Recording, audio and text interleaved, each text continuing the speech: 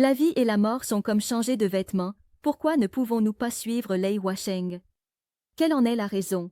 Nous nous satisfaisons de ce Dieu en nous, car une satisfaction solide ne permet pas de changement.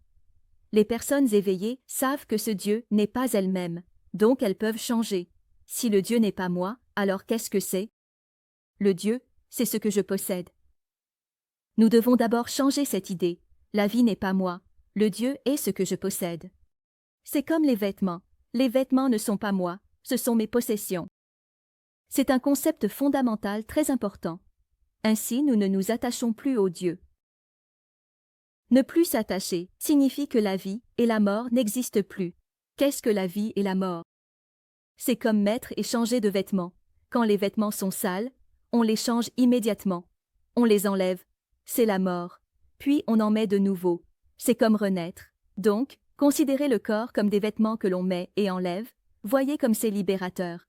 Ce n'est pas comme d'habitude, où les gens ont si peur de la vie et de la mort. D'où vient la peur? Elle vient de l'attachement à l'intérieur de nous. Si vous ne vous attachez pas, il n'y a pas de peur, et vous pouvez vous transformer. Aujourd'hui, nous ne pouvons pas nous transformer parce que notre esprit n'est pas libre. Il n'est pas libéré. Nous ne pouvons pas nous libérer de ces choses qui nous emprisonnent. Donc, notre esprit n'est pas à l'aise. Il n'y a pas moyen de s'en détacher. L'île aux nuits ne peut pas se libérer de l'étape de l'incident. Réduisez encore un peu le cercle. Il n'y a pas moyen de se détacher de l'environnement précédent. Avant d'apprendre ce grand enseignement, nous ne pouvions pas nous détacher des limites du bouddhisme. Nous ne pouvions pas dépasser ces limites. Nous n'étions pas prêts à échanger avec d'autres religions. Nous ne respections pas les autres religions, et donc nous ne pouvions pas sortir de ce cercle. Après avoir étudié avec un esprit ouvert, nous avons réalisé que nous avions tort dans le passé et que nous devions sortir de ce cercle. Une fois que vous comprenez ce principe, vous pouvez vous en détacher. Nous considérons toutes les religions comme une seule famille. Nous voyons toutes les religions comme des manifestations des Bouddhas et des Bodhisattvas. Notre cœur s'apaise, le respect s'élève et nous louons et offrons.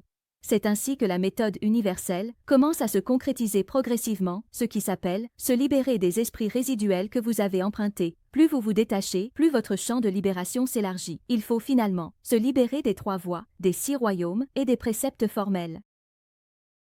Nous sommes maintenant très détachés, bien que pour ceux qui ont vraiment une pratique spirituelle dans leur vie, à leurs yeux, nous sommes des êtres humains.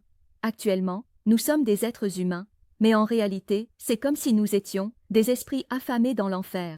Le premier son est très pitoyable. Pourquoi dire cela?